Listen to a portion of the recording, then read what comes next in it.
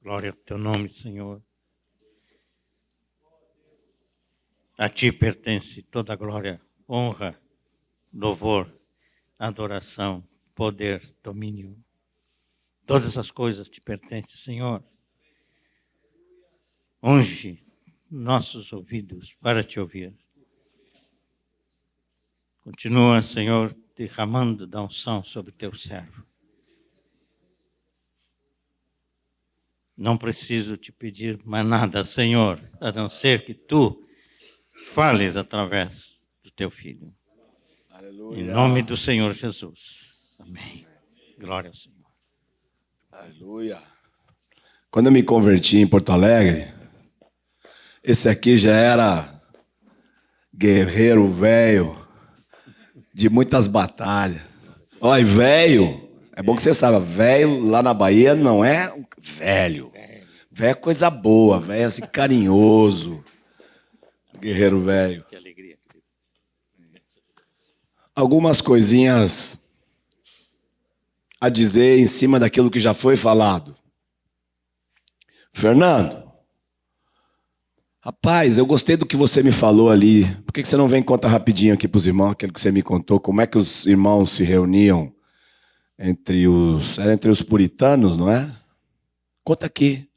Se quiser, se tiver pulmão para berrar e contar daí mesmo, você conta. Se você não quer estourar sua garganta, você vem aqui e pega o microfone.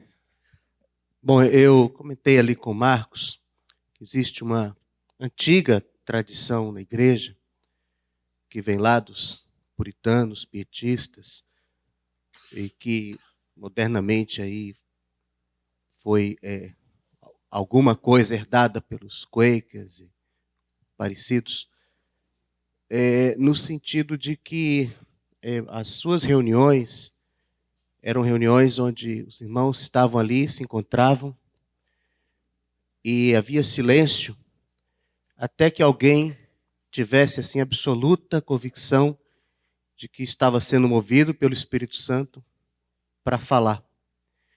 E frequentemente, conta a história, as reuniões terminavam sem que ninguém ousasse quebrar o silêncio, mas todos saíam sempre muito edificados pela presença de Deus, alimentados pela própria presença de Deus. E o comentário é que nós assim, vivemos numa época, numa geração em que nós temos sempre que ter algum som ligado, alguma imagem para ver, algo que nos ocupe os sentidos, não é? E temos muita dificuldade em suportar o silêncio. Mas a igreja tem essa tradição que talvez valha a pena buscar de volta um pouquinho. Amém. Não estou sugerindo como uma nova liturgia,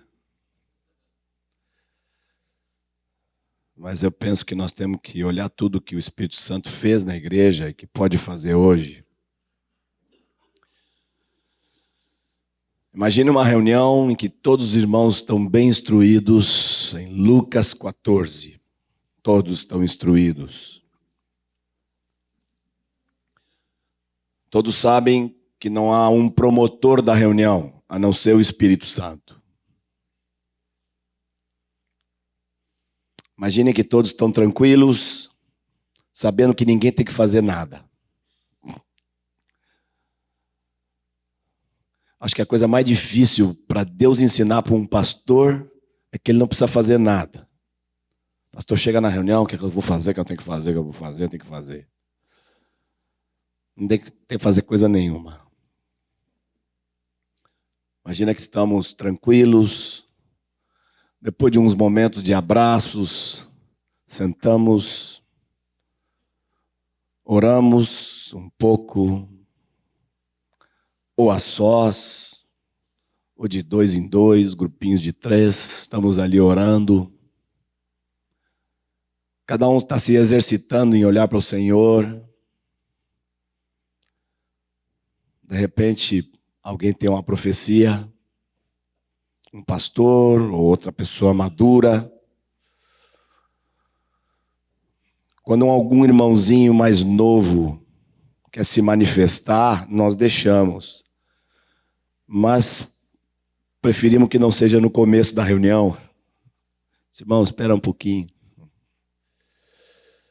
Alguém mais maduro nos levanta e tem uma profecia e fala em nome do Senhor para a igreja em 15 segundos. Ele termina de falar, senta. Nós continuamos sem ter que fazer nada. Nossa única função é olhar para o Senhor, esperar em Deus. Poucos segundos, 1 minuto, 1 minuto e meio, a profecia já está julgada. Todos já estão sentindo se Deus falou ou se nós continuamos esperando Deus falar. Quando Deus falou, um irmão se levanta, começa a orar, algo que tem a ver com aquela profecia que foi dada. Começa a orar, e todos em um só coração estamos com o nosso coração focado naquilo que o Espírito Santo está falando. O irmão termina de orar, tem uma pessoa lá chorando. Alguém encosta num pastor e disse: posso dar um testemunho? Vai lá, querido. O irmão dá um testemunho que tem a ver com a profecia, que tem a ver com a oração que está sendo feita. Aquela coisa está entrando no coração da igreja, todos se sentem participantes. Ninguém tem que fazer nada, mas todos são responsáveis por ouvir o Espírito Santo. Alguém levanta no meio da congregação e diz: eu preciso confessar algumas coisas a respeito disso. Pega o microfone, começa a confessar, abrir sua vida, começa a pedir a oração dos irmãos.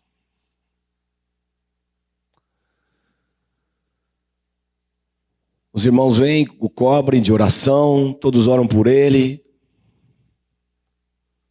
E nos sentamos novamente. Em meio àquele ambiente, o Senhor dá um cântico a um irmão. Pode ser um dos músicos, pode ser um outro irmão qualquer. Nossa instrução aos músicos, aos irmãos que cooperam com a música, nossa instrução em Salvador e em outras partes, outros lugares, é que eles nunca tirem aquele violão do pescoço. Fica aquele negócio pendurado o tempo todo. Porque não vai ter nem o momento deles, nem o momento que não é deles. Então, se o Senhor der música, der um cântico, às vezes quem começa o cântico está desafinado. Na hora o músico tem que levantar ali e já puxar no tom certo. E servir a igreja naquilo que o Espírito Santo está fazendo no meio da igreja. De repente os pastores estão juntos, vai fluindo, um irmão vai e lê um texto das Escrituras, dá uma explicação de 5 minutos, todos sentam. Às vezes um negócio desse pode explodir em 1 hora de cânticos. Mas todos que estão ali cantando estão com a certeza absoluta em seu coração que o Espírito Santo promoveu aquilo, que não foi uma tradição, que não foi porque agora é a hora da música e o músico está tocando. Profecia. Alguns vieram falar comigo sobre profecia. O medo das profetadas. Alguns vieram de um ambiente onde tinha muita profetada. Agora fala em profecia, ele começa a tremer. Como dizia um irmão, não vamos jogar a água do banho fora com o bebê junto. Ela pega a bacia do banho do neném e joga, e o bebê vai fora junto. Nós não podemos nos esquivar das coisas do Senhor, porque por algum tempo nós usamos essas mesmas coisas de maneira equivocada. Vocês já viram quanto essa história de batismo com o Espírito Santo deu de rolo no Brasil, de confusão? Quanto exagero, quanta coisa estapafúrdia aconteceu. E não é por isso que nós estamos dizendo, então, não queremos o batismo com o Espírito Santo. A profecia é a mesma coisa. E como é que não vai haver profetada? Instruímos a igreja. Instruímos a igreja de que não aceitamos profecia diretiva. O Senhor não dirige seu povo assim. Não existe no Novo Testamento nenhum exemplo de profecia diretiva. Nenhum único. O mais parecido que tem não é uma profecia diretiva, porque não estavam dando direção. Foi aquele que Ágabo pegou o cinto e enrolou lá o Paulo e disse, vamos fazer isso com você quando você chegar em Jerusalém, vamos fazer isso com o dono desse cinto. E ele não estava dirigindo Paulo, ele só estava dizendo o que ia acontecer, ele não estava dando uma orientação para Paulo do que Paulo tinha que fazer. Ensinamos aos irmãos que não existe profecia diretiva e já acabou, 90% das confusões acabaram aí.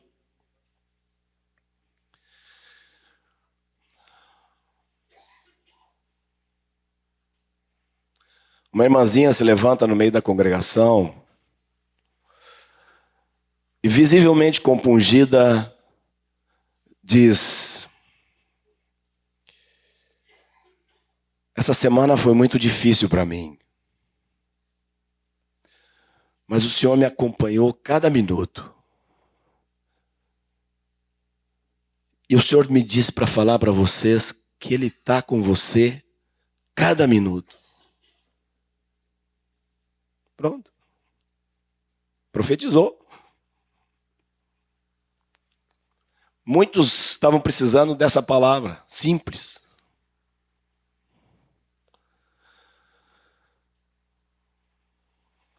O Senhor coloca, às vezes a gente está entrando numa reunião, vem um peso, vem um sentir, de todo tipo diferente, ou de carga, ou de compaixão pelos que estão sofrendo. E o Senhor coloca isso no nosso coração e coloca na maioria dos irmãos. E os irmãos não sabem o que fazer com isso. Os irmãos não sabem que isso é uma indução do Espírito para profetizar. Tem que ensinar os irmãos. Dizer, irmão, vai e fale. Tem que ensinar os irmãos a profetizar com autoridade. Tem irmãos que acabam com a profecia antes de começar a falar. O irmão vai à frente, pega o microfone. Eu estava ali, eu não queria vir, mas Deus me incomodou. E começa a dar uma explicação que Deus estava querendo que ele... O profeta não se explica. Irmão, você está tremendo? Trema. Mas não vá lá na frente dar uma explicação, porque você não queria falar, mas Deus ficou te incomodando. Chega lá e dê o recado logo. Fale com autoridade. Se a única coisa que você tiver para dizer, a impressão forte que você está no seu coração, é que Deus está aqui, vá lá, ainda que tremendo, olhe no olho do povo e diga, irmãos, o Senhor está aqui. Larga o microfone e senta. É óbvio que alguns vão se exercitando e vão falando um pouquinho mais, deixando um pouco mais claro.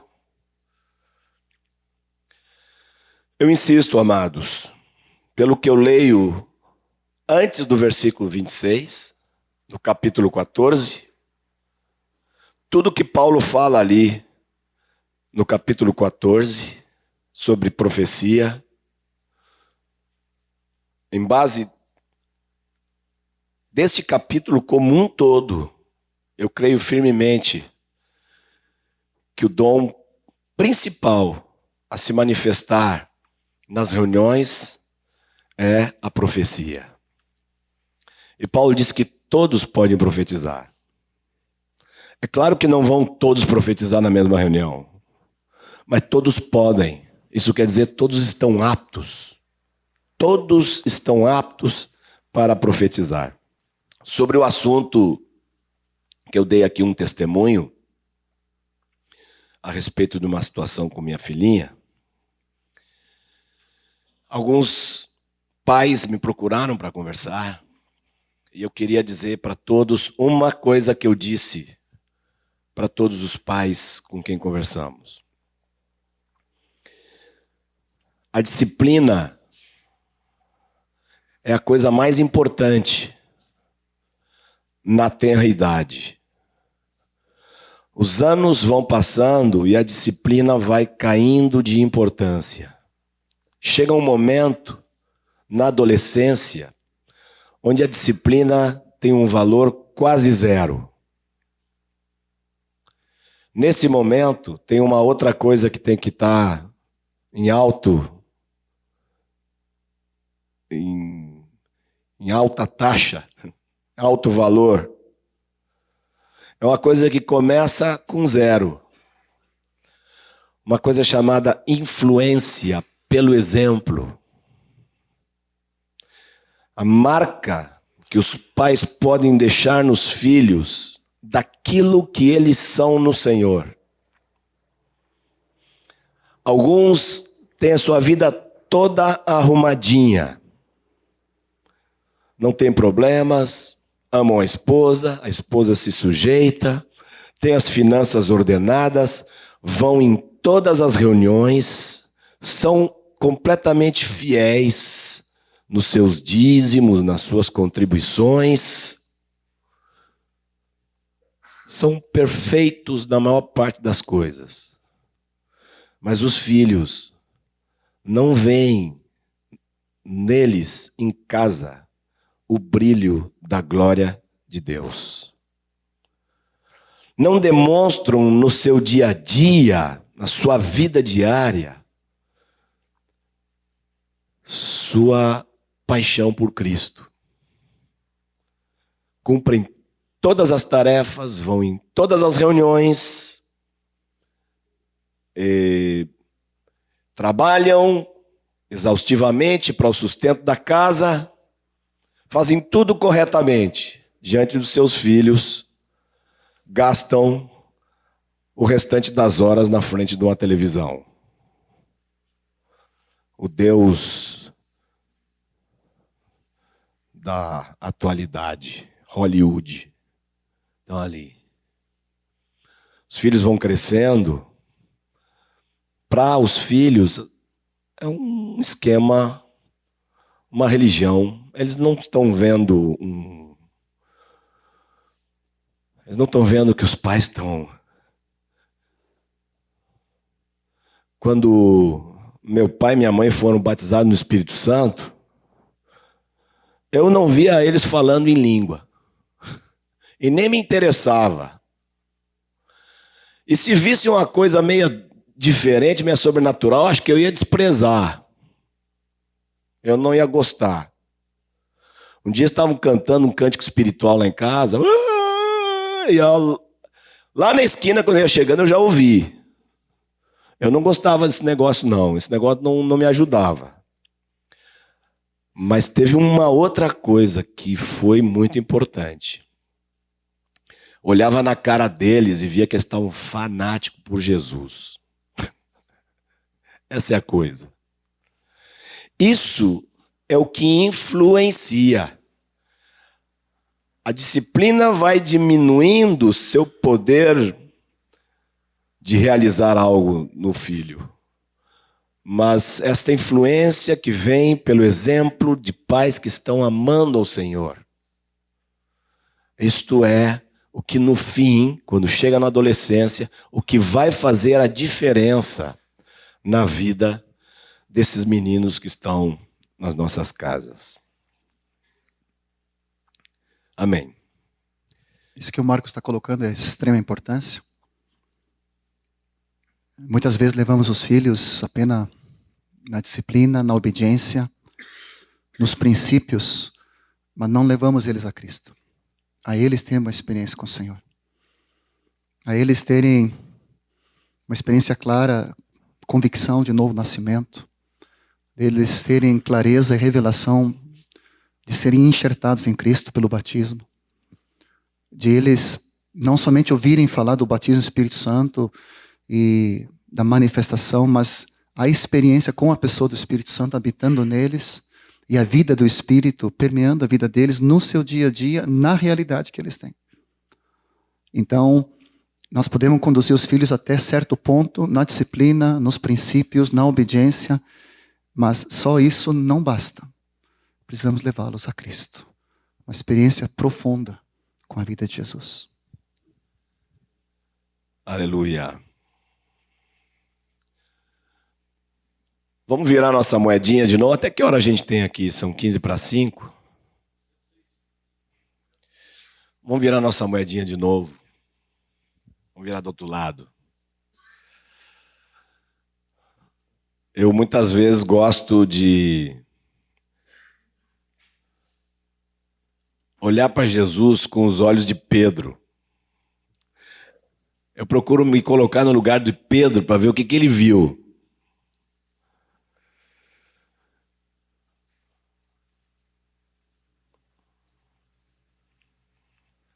A experiência de Pedro com Jesus fala muito ao meu coração. Eu fico tentando me colocar no lugar dele lá naquele dia da pescaria aquela. Aquele dia, com certeza, Pedro já conhecia o Senhor ali. Não andava com o Senhor, mas conhecia. Porque Jesus mandou ele lançar a rede e ele chamou Jesus de Rabi, de mestre. Então, Jesus já andava transitando por ali, ele já tinha ouvido, já tinha um respeito, já sabia que Jesus era alguém importante em Israel. Até que veio aquele negócio daquela pescaria. Ali é o início da revelação de Jesus na vida de Pedro. Quando Jesus manda jogar a rede, eu até imagino ele dizendo assim, quem é o pescador aqui? Que eu saiba, ele é carpinteiro. Ele vai me ensinar a pescar? Ainda diz, eu pesquei a noite toda aqui, Senhor. Até imagino que ele falou em voz alta para toda a turma ouvir. Só sobre a tua palavra. Porque a turma já tinha visto que ele não tinha pescado nada. Agora ele ia jogar a rede e não ia pescar nada de novo. Então ele já jogou logo a responsabilidade em Jesus, né? Sobre a tua palavra. E Pedro lança aquela rede. E na medida que os peixes vão saindo, o Espírito Santo vai falando com Pedro. E Pedro começa a se assustar, começa a olhar para Jesus e tem a primeira reação que um homem ou uma mulher tem quando tem seu primeiro verdadeiro contato com Jesus. Se sente um miserável. Pedro olha para Jesus e diz, Senhor, vai embora daqui, Senhor. Sai daqui. Gente como tu não pode andar com gente como eu. Eu não sou digno de andar contigo. Esta foi a reação de Pedro. Algo da realidade de Jesus foi comunicado a Pedro ali pelo Espírito Santo. E que surpresa de Pedro, quando Jesus não somente disse que queria se relacionar com ele, mas mandou ele largar tudo e vir estar com ele. Pedro larga a rede, larga barco, larga tudo e começa a viver uma vida de aventura. Você imagina cada dia nessa terra com Jesus. Que coisa! Jesus era diferente de tudo.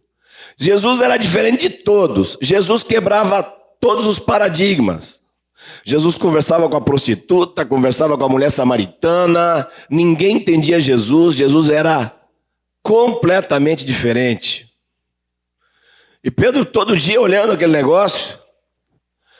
Mas aquilo era misturado, aquele comportamento, vamos dizer aqui, excêntrico de Jesus, era misturado com palavras que homem nenhum nunca falou. O ensino, a doutrina dele era diferente de tudo. Diferente do que todos os mestres falavam. Aí vinham discussões com os fariseus. E Jesus tinha resposta para todos os questionamentos. Aí surgiam multidão faminta, Jesus alimentava. Enfermos, Jesus curava. Eu às vezes fico imaginando o Pedro indo deitar de noite e pensando nas coisas que aconteceram no dia. Como é que o cara ia dormir? Depois que viu Jesus alimentar uma multidão. Como é que o sujeito vai dormir vendo um negócio daqueles? Acho que quando Pedro acordava, a primeira coisa que ele pensava, vamos ver qual é a de hoje. Cada dia da vida de Pedro era uma aventura. Um dia que eu considero muito especial foi aquele dia do negócio do pagamento do imposto lá do templo. Ninguém fala muito daquele negócio, mas aquele negócio foi doidura total. Quando os caras chegaram para Pedro e disseram, o teu mestre vai pagar ou não vai pagar? Eu vou lá perguntar para ele. Lá vai Pedro. Eu imagino Pedro pensando, e agora, olha, eu já vi Jesus sair de toda, mas dessa aí não tem saída. Como é que vai sair desse negócio? Não tem saída, não tem saída. Essa aí não tem saída, é checkmate. Deram checkmate no mestre. Porque se ele disser que não paga, é sonegador. Se ele disser que paga, é o tributo do templo. Ele está se sujeitando ao sacerdote lá, está dizendo que os sacerdotes são autoridades sobre ele. E aí? Não tem saída. Aí chega lá, ô mestre, estão perguntando lá do imposto. Aí Jesus ainda faz uma pergunta para ele, bota o Pedro para raciocinar, de quem cobram os impostos, dos estrangeiros ou dos filhos? Ah, não, dos estrangeiros, então os filhos estão isentos, tal. No fim das contas, Jesus provou para Pedro que não precisava pagar. Aí Pedro já dizia, mas não vai dar certo. Eu vou chegar lá e eu vou dizer que o Pedro Mestre não paga, vai dar um bode esse negócio. Eu disse, vamos fazer o seguinte, não esquenta sua cabeça, não vamos deixar essa turma aí arrumar pretexto, não vamos escandalizar eles, não. Faz o seguinte, aquela seu anzol que já está enferrujado lá, pega aquele negócio, joga no mar, vai sair um peixão, você pega o peixe, mete sua mão na boca, você vai pegar uma moeda e você vai pagar o teu imposto e o meu imposto. Eu penso, lá vai ele. A pesca o negócio lá, vai lá, tira a moeda lá. Eu imagino Pedro indo em direção aos caras.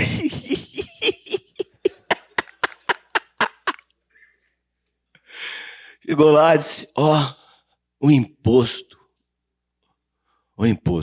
O do mestre e o meu. Toma aí, anota aí, tá pago.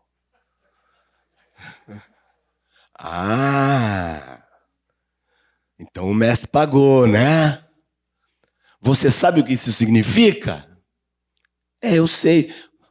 Mas deixa eu te contar onde é que eu achei essa moeda aí. Rapaz, o negócio não era fácil não, viu? Cada dia com aquele Jesus era um negócio. A coisa foi esquentando. E eles começaram, em primeiro lugar, Pedro. mais do que os outros. Começaram a entender e Pedro foi entendendo quem era ele. Rapaz, ele é o Messias. O negócio começou a encorpar. Começou a tomar uma forma grande. Ele é o Messias. Um dia Jesus perguntou na tampa, né? E aí? O que o povo está dizendo? E vocês? O Pedrão já... Tu és o Cristo. E aquela resposta gostosa do mestre, né? O Pedrão saiu ali estufado. Pedro, meu querido, tu é um bem-aventurado, Pedro. Meu pai anda falando contigo. Tu tá ouvindo meu pai, Pedro? Não foi homem nenhum que te falou esse negócio, eu sei que ninguém te falou. Meu pai está falando contigo, Pedro.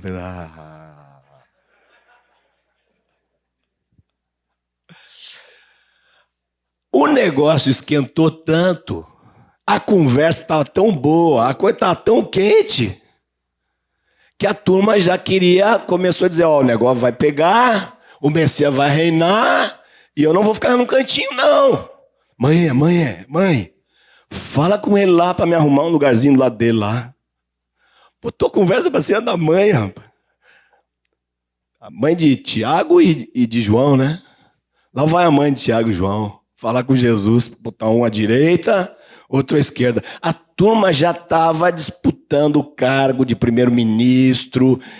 Estava disputando o cargo do negócio lá, porque o troço tinha esquentado. O reino estava descendo, o Messias vai governar, vai reinar, e o negócio tá ficando bom. De um dia para outro muda tudo. A conversa de Jesus dá uma guinada para o outro lado e eles não entendem mais nada.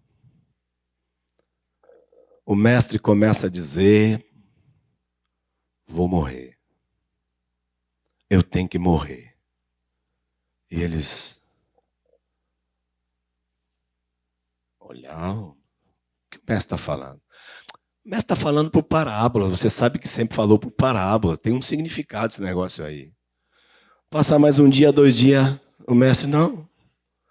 O filho do homem tem que ser entregue. O que ele está falando? E essa nova conversa tomou tal volume que eles começaram a ficar deprimidos. Você lembra João 14? Não se turbe o vosso coração. Eles estavam com o coração turbado. Um dia fazem uma conferência, estavam lá numa rodinha de conversa.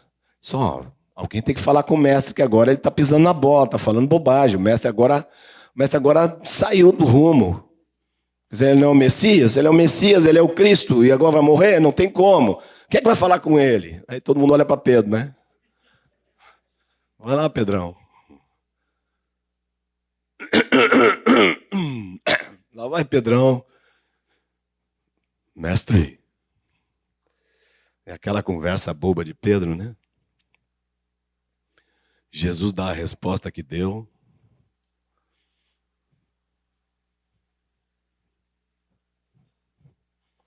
E aí, o que o mestre disse? Me chamou de diabo. Outro dia ele disse que o pai estava falando comigo. Agora ele me chamou de diabo. Eu não entendo mais nada. Que loucura. Que loucura.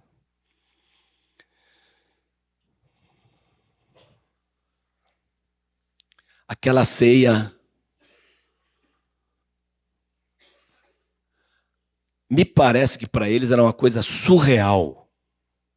Naquelas conversas de Jesus, eles não estavam ainda nem querendo acreditar que Jesus estivesse dizendo aqueles negócios. E chega um momento em que eles não veem mais o mestre. O mestre os chama para orar, deixa os 3 ali e vai mais adiante orar sozinho, pede que eles estejam vigiando. E o nosso Senhor foi orar.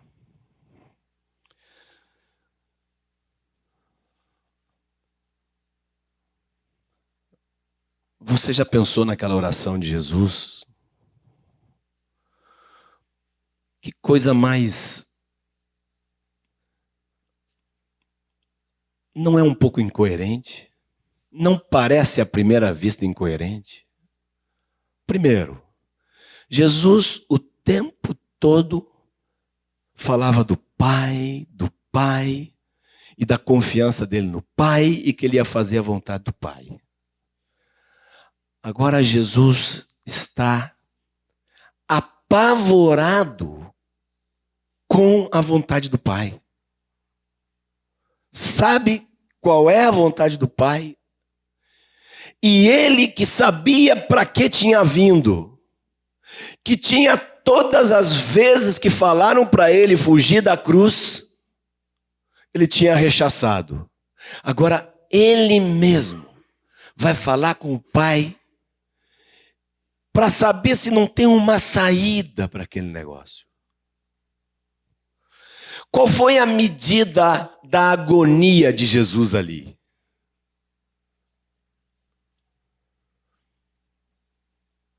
Para o sangue sair pelos poros da pele, que pressão arterial que aquele coração estava, que aquele sistema sanguíneo lá de Jesus estava, para o sangue sair pela pele.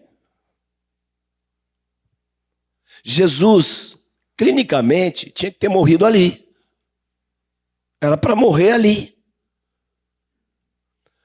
Você sabe por que Jesus não morreu ali? Você sabe por que Jesus não morreu ali? Hã? Por que Jesus não morreu ali? Hã? Jesus não morreu ali porque a morte é salário do pecado. Jesus era imortal. Jesus não tinha pecado. Era impossível Jesus morrer. A morte é salário do pecado. Jesus tinha pecado? Não. Como é que ia ter salário do pecado se ele não tinha o pecado?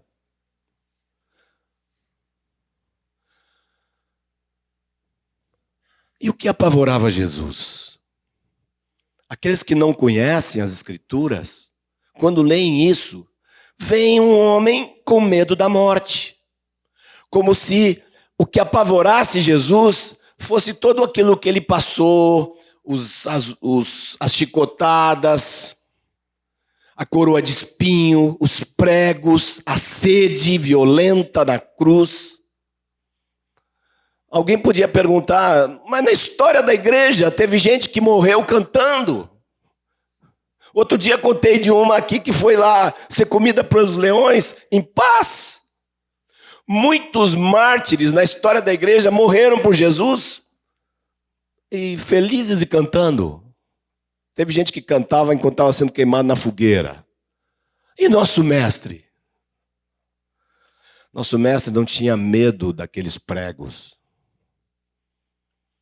A agonia de nosso mestre é que ele sabia que naquela cruz ele ia saber a única coisa que ele não sabia. A única coisa que Deus nunca tinha experimentado. Pecado. Aquele que não conheceu o pecado, Deus o fez pecado por nós. E Jesus sabia disso.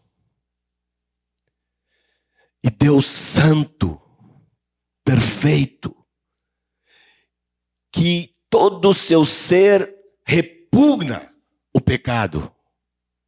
Ele sabia que ele ia tocar o pecado, que o pecado ia tocá-lo. E que ele ia saber o que era o pecado, a ponto de ficar perdido. Você já viu Jesus perdido? Um Jesus que durante toda a sua vida sabia o que o Pai queria, tinha confiança no Pai, dizia: eu e o meu Pai somos um, tudo que o meu Pai tem é meu, eu tenho dado para vocês a palavra do meu Pai. Ele vivia com o Pai. A alegria de Jesus toda a vida foi o Pai.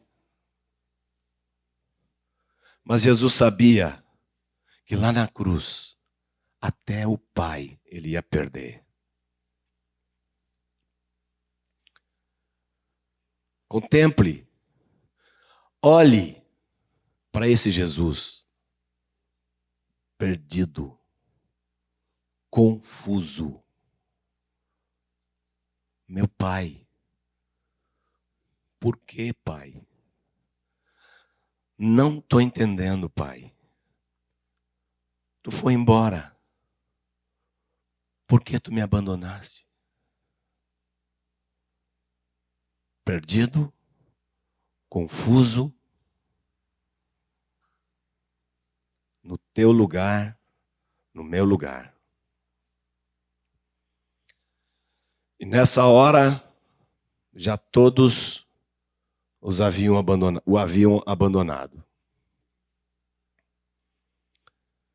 Jesus santo, justo, perfeito, ali naquela cruz, foi feito pecado. Por isso ele morreu na cruz. No Getsemane ele não morre, porque ele não tinha pecado. Na cruz, Jesus tinha pecado. O teu pecado estava nele. O que acontece depois da morte de Jesus, os evangelistas não contam, porque eles não viram. Mas nós podemos entender o que aconteceu depois, juntando 3 textos das Escrituras. Lembra que nós falamos?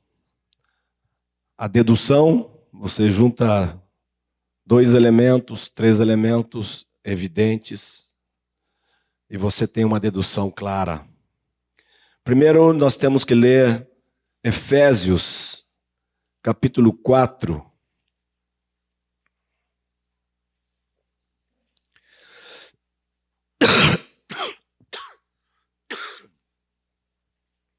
Efésios 4.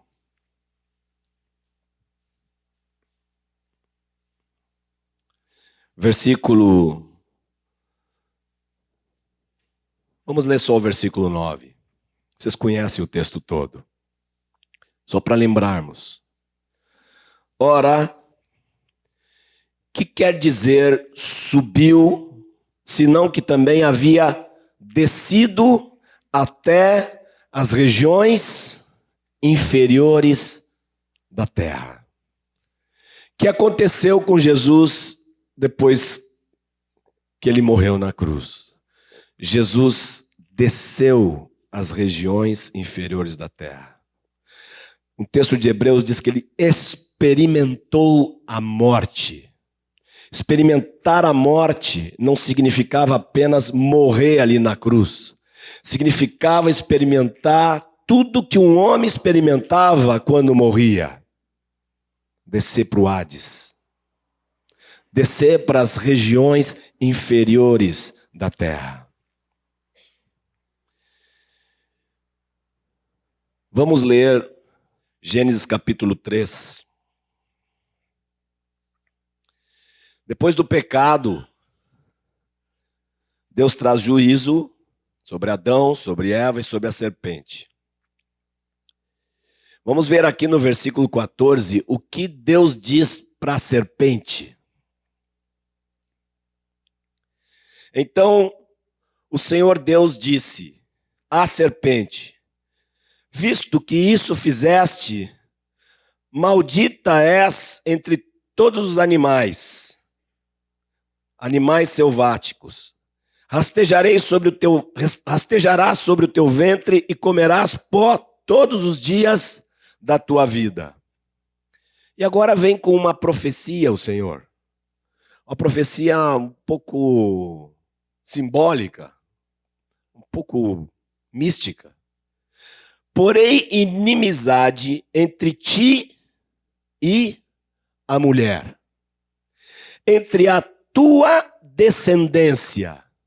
Qual é a descendência da serpente?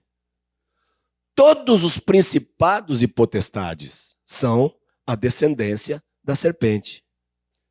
Se eu vou botar inimizade entre a tua descendência e o seu descendente, qual é o descendente da mulher? Cristo.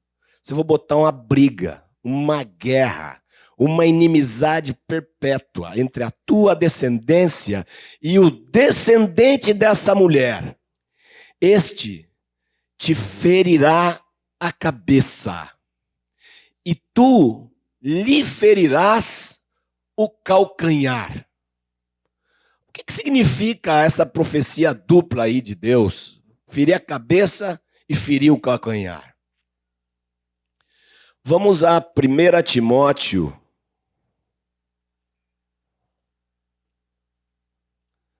capítulo 3,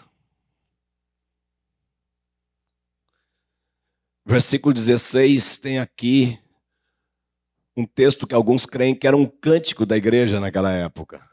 Nós cantamos também, não, né? Cantamos esse versículo. 1 Timóteo 3,16. Evidentemente, grande é o mistério da piedade. Aquele que foi manifestado na carne foi justificado em espírito, contemplado por anjos, pregado entre os gentios, crido no mundo, recebido na glória.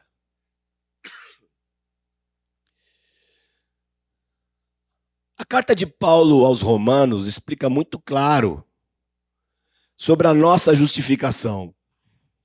E nós sabemos que precisamos ser justificados. Mas aqui, nesse versículo, está dizendo que Jesus foi justificado. Mas é importante que diz foi justificado em espírito. Isso significa que enquanto Jesus estava fora do corpo, é que Jesus foi justificado. Ele foi justificado entre sua morte e sua ressurreição. Quando estava em espírito, ele foi justificado.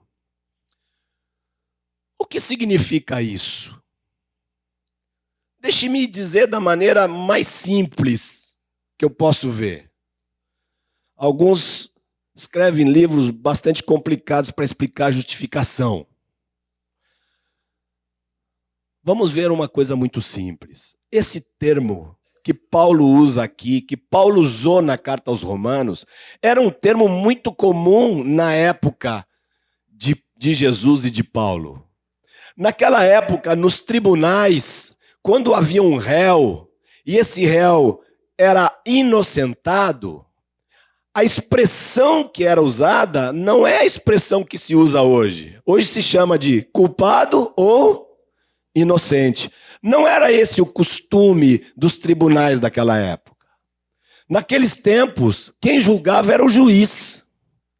E se o juiz considerava o réu inocente, ele tomava de um martelo, batia esse martelo e ao mesmo tempo ele dizia justificado.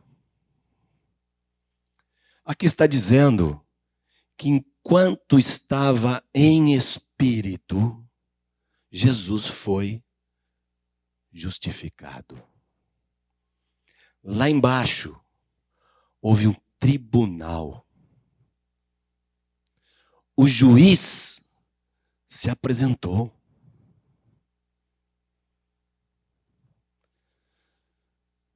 O que eu vou dizer agora não está escrito. E eu digo bem claro, é especulação. Mas é uma especulação que eu gosto de fazer. Porque Jesus foi justificado ali. Eu quase posso imaginar a cena. O juiz se apresenta. Ali está Jesus, ovelha muda. Jesus não abre sua boca. No Salmo 22, nós vemos apenas a súplica do coração de Jesus. Touros de Bazã me cercam. Os principados, potestades, fazendo todo o esforço para reter Jesus na morte. Uma súcia de malfeitores está me cercando.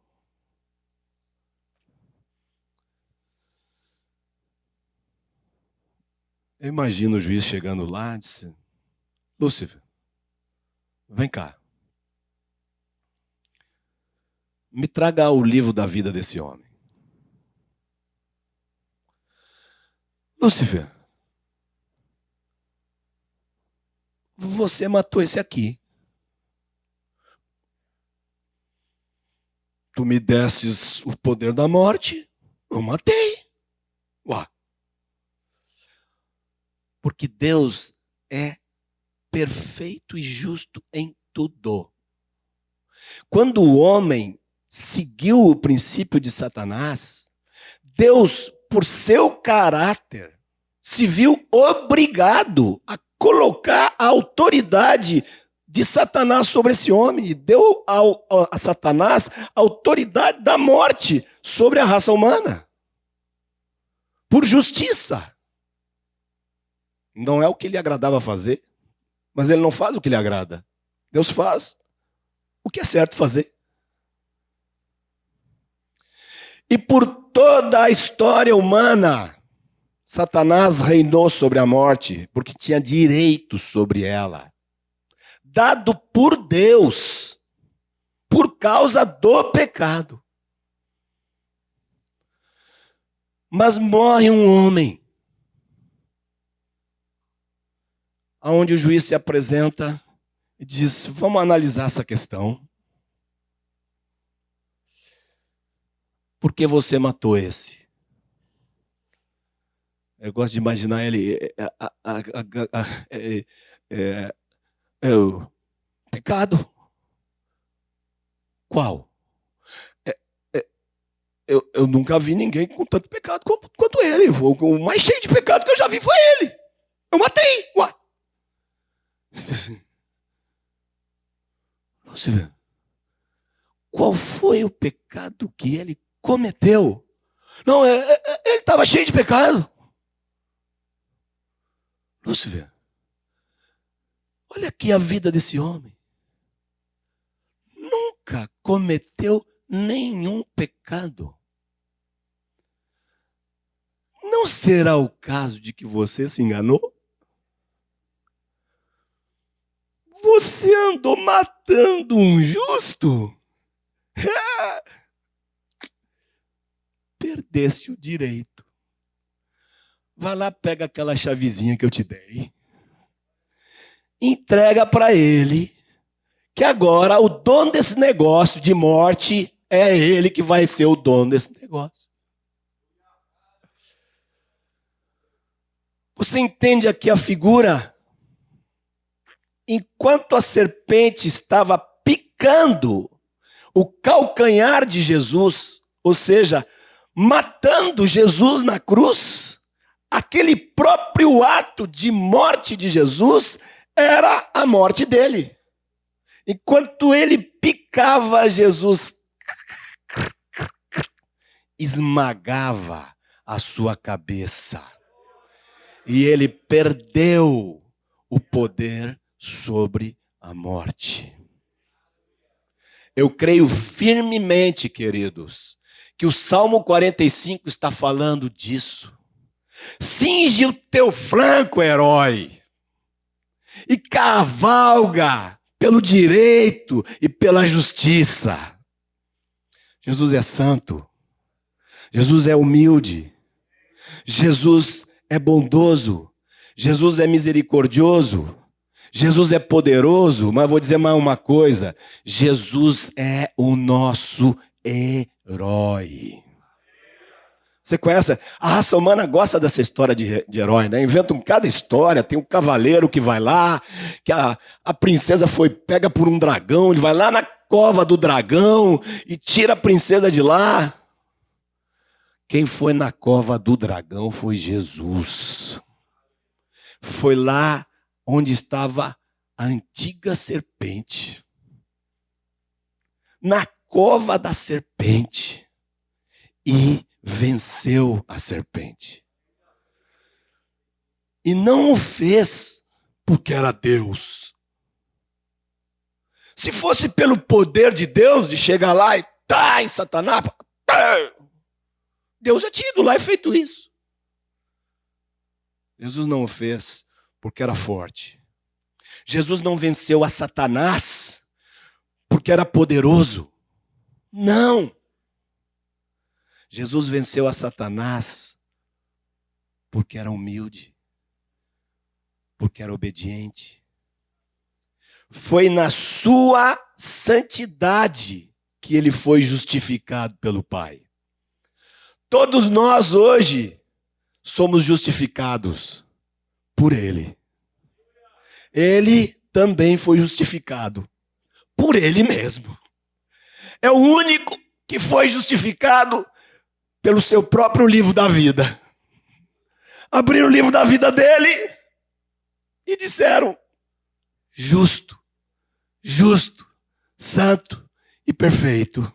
Tudo isso aconteceu lá embaixo, porque Jesus foi justificado em espírito. Senhor, nós te bendizemos. Ajuda, Senhor, que nossos olhos te contemplem também como herói da nossa vida, Senhor. Nós somos a tua noiva, que tu resgataste, Senhor, dali, da boca do dragão. Mudo, como uma ovelha muda. Não precisasse abrir a boca, não precisasse dizer uma palavra. O Pai te justificou. Bendito é o Senhor.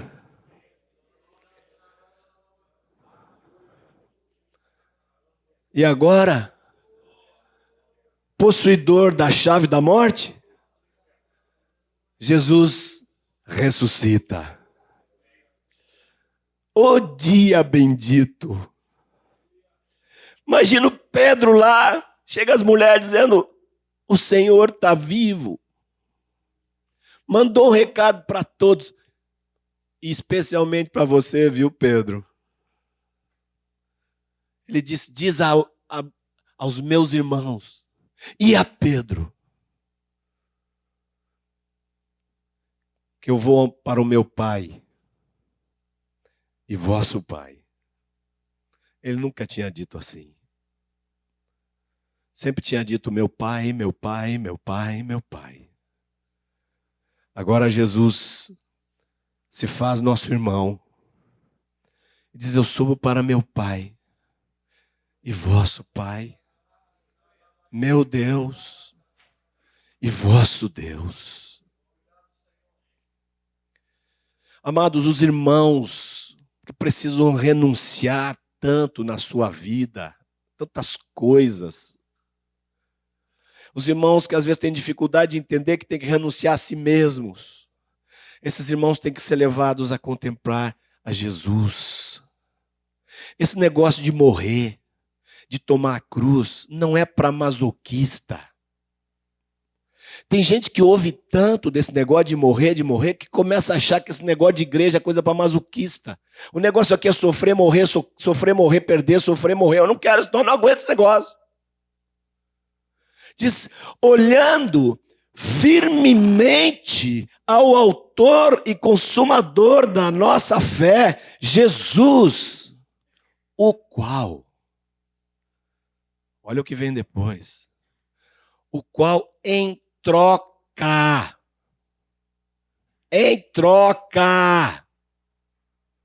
não é sofrer para sofrer, morrer por morrer, é em troca.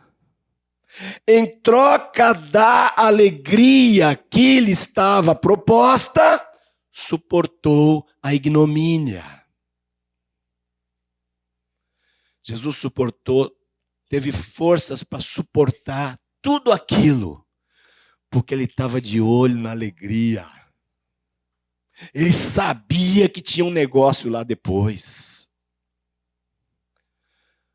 A alegria de Jesus, poder chegar diante do Pai. Pai, aqui estou eu. E o Pai finalmente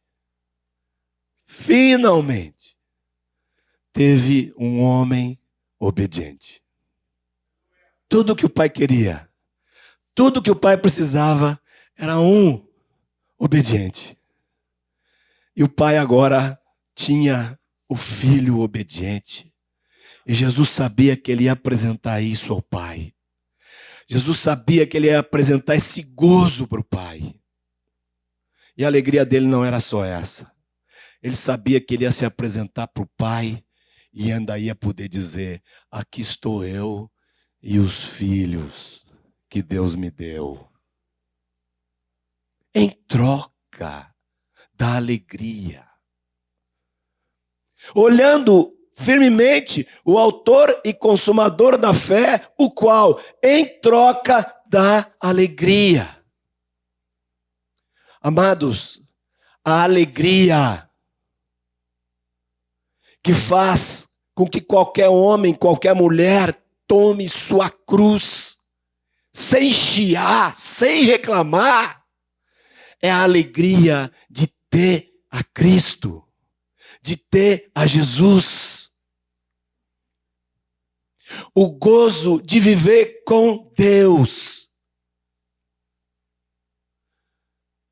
Como alguém vai tomar a cruz se não estamos lhe apresentando a Jesus? Jesus agora ressurreto, em glória, um corpo glorificado, atravessa as paredes, conversa com os discípulos, 40 dias, aparece aqui, aparece ali, senta para comer com eles. Filhinhos, vocês não têm uma coisa para comer, não? Quem é aquele lá? O João, que era mais íntimo. Esse é o Senhor. O Pedrão, que não era o mais íntimo, mas era o mais doidão. Pedrão se cinge, na água, que eu vou esperar remar esse barco, eu vou lá ver meu mestre. Lá vai Pedro rapidinho encontrar Jesus. Que gozo, que alegria nossos irmãos tiveram. Aquela igreja era movida por isto. Aquela igreja era movida por sua experiência com Cristo. Aqueles apóstolos eram movidos por aquilo que eles tinham vivido com o Senhor. Quando desce o Espírito Santo e eles descobrem que o Senhor agora está dentro deles. Uma vez um irmão falou que leu sobre um sujeito imaginando a primeira reunião da igreja. Aí diz que Pedro dizia assim: o que nós vamos falar com o pessoal? Aí o Tomé disse: vocês querem que eu faça uma confissão? Eu faço. Aí Pedro disse: não, vão contar para eles aquele negócio daquele dia que ele apareceu andando em cima das águas lá. Aí o Tiago: Pedro, se você contar a sua história só porque você andou em cima das águas também, para aí, essa história não, vamos contar outra história. Vamos contar para eles daquele negócio da multiplicação dos peixes. Lá pelo tanto, João interrompe a conversa. Diz: irmãos, quem sabe nós vamos lá e dizemos para nossos irmãos que aquele Jesus que nós conhecemos, que eles conheceram, agora está vivo dentro de nós. Vamos contar isso para os irmãos. Vamos deixar os irmãos muito claros, muito cientes a respeito dessa verdade. Jesus ressurreto, Depois de conversar com eles, de repente estão ali, os pés de Jesus se despregam, começam a subir, estão olhando. 2 varões se colocam ao lado deles e dizem: por que vocês estão olhando? Esse mesmo Jesus que vocês estão vendo subir, vocês vão vê-lo descer também. E aí os evangelistas também não têm mais o que contar. Mas novamente os salmos nos ajudam. Jesus vai chegando no céu, e aquele coral começa a cantar. E um coral cantava: levantai, ó portas, as vossas cabeças, para que entre o Rei da Glória. Outro coral cantava: quem é o Rei da Glória? Quem é o Rei da Glória? E outro coral já respondia: o Senhor forte e poderoso, o Senhor poderoso nas batalhas. Ele é o Rei da Glória. O pai feliz, satisfeito, se levanta do trono, abraça o filho. Meu filho, senta à minha direita, até que eu ponha todos os teus inimigos debaixo dos teus pés. E lhe dá um nome sobre todo nome.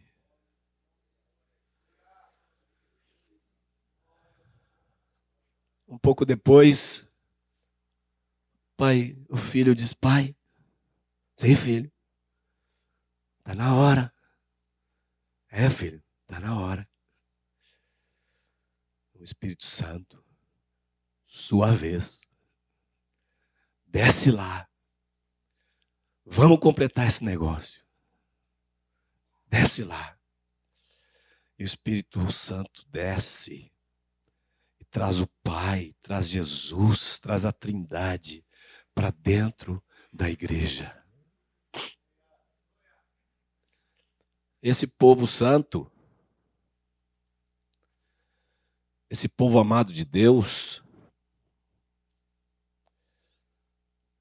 não é perfeito.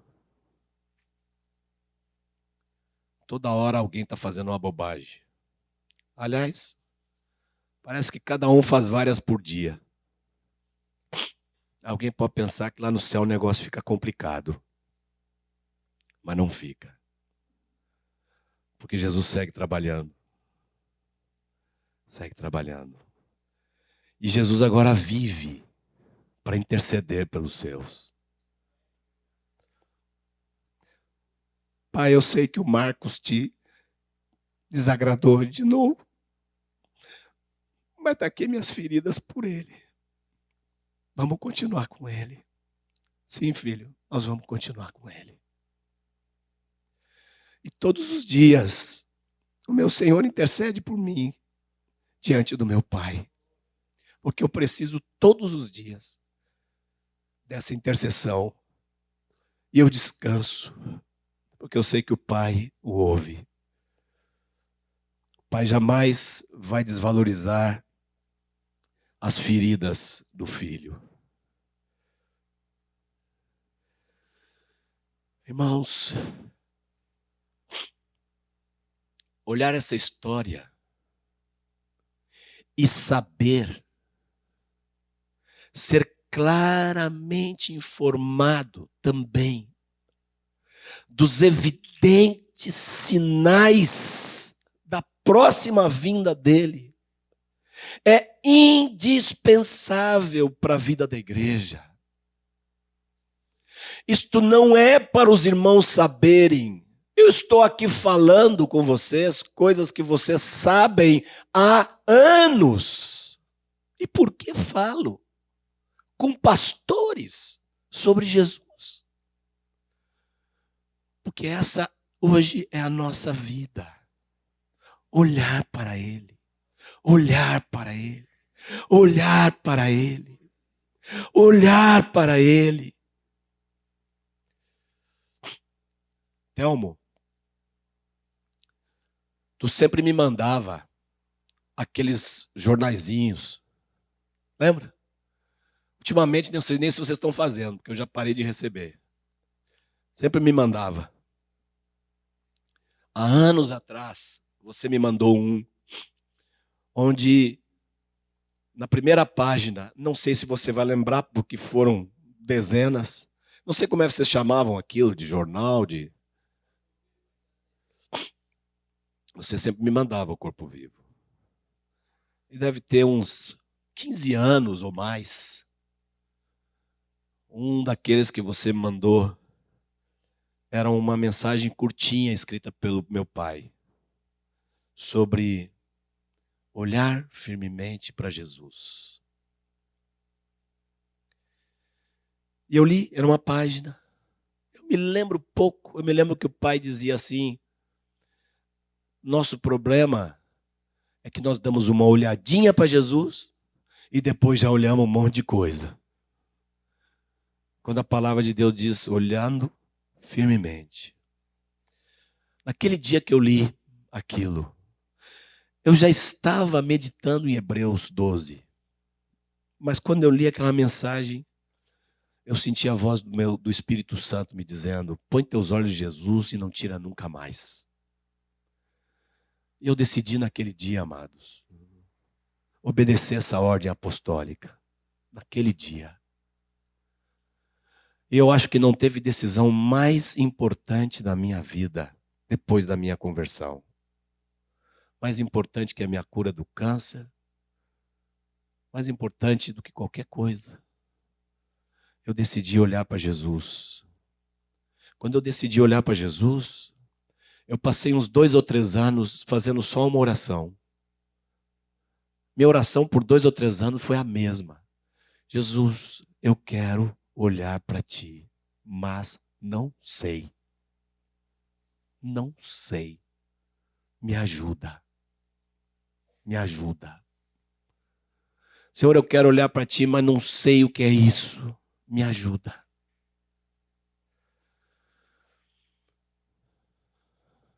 Oxalá toda a igreja do Senhor tomasse uma decisão assim. Colocar os olhos em Cristo Jesus.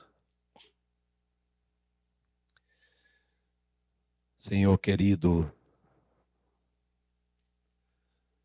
faz resplandecer sobre nós o teu rosto. Na tua luz veremos a luz. Faz resplandecer sobre a tua casa o teu rosto. Revela-te aos teus, para que os teus tenham o coração quebrado e conquistado por ti. Ó Senhor, te damos graças, Pai, pelo Espírito que enviaste, porque por meio dele podemos conhecer teu Filho. Senhor, te suplicamos em nome dele, que esse conhecimento cresça, Senhor. Senhor, temos muito a crescer no conhecimento da tua vontade, do que te agrada. Temos muito a crescer no conhecimento da tua própria pessoa, para que cada realidade tua seja conhecida experimentalmente por nossos corações. Não nos basta, Senhor, que tuas verdades estejam armazenadas em nosso intelecto. Queremos apalpá-las, queremos comê-las, queremos vivê-las.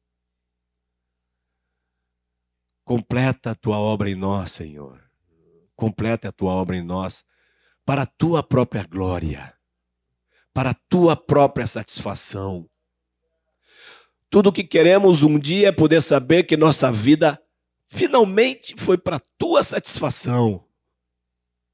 Tu és nosso Deus querido. Odiamos a ideia de não satisfazer a ti. Não temos medo de ti, Senhor. Não temos medo. O teu amor nos constrange. Queremos te satisfazer, Pai. e sabemos que só por meio de teu Filho. Ajuda-nos, ensina-nos a andar nele. Enche nossas mentes dos seus pensamentos. Ensina-nos a colocar nossos olhos nas coisas lá do alto, onde Cristo vive, não nas coisas aqui da terra.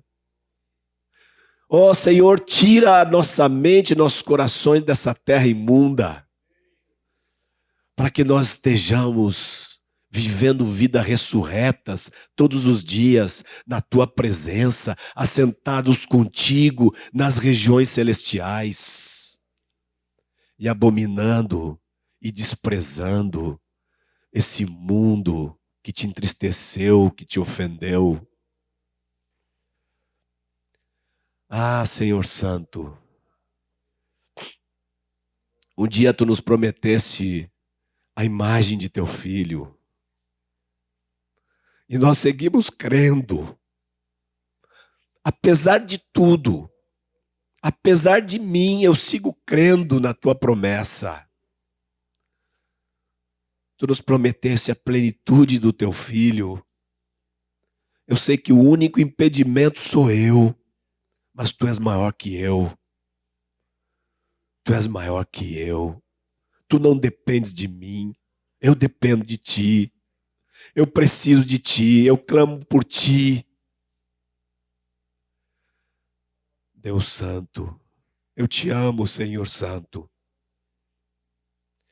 Obrigado por teu Filho Jesus.